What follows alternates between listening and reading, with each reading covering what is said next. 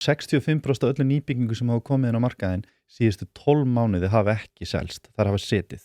Og þetta ekkert ólík staða og var 2018-2019, þar sem að raun og veru bilið á milli verð á eldri eignum, þú veist, eldri eign meðal fermetraverð til dæmis á fjölbýli í dag á höfuðborgarsvæðinu, þá að tala alveg frá Kjalarnesi og niður í miðbæ Reykjavíkur, í kringum 800.000 krónur. Meðal auglýst verð á nýbyggingu tæpar 1100.000 krónur á fermetrinn. Og þeir eru farin að tala kannski 25% mun, þá mun ekki nýbyggingarna seljast. Markaðurinn ekki til í að þola meira en kannski 15%. Þú sér 15% mun, þá seljast nýbyggingarna svona. 20% sleppur, það verður bara aðeins hægara. Og meðal sölutími í dag á nýbyggingur í kringum 14 mánuði.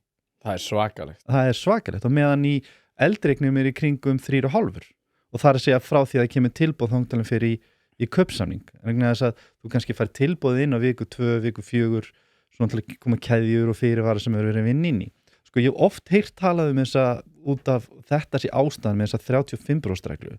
En það má ekki gleyma því að bankarnir voru með þessa reglu áður en Seðlabankinn setti þessa reglu.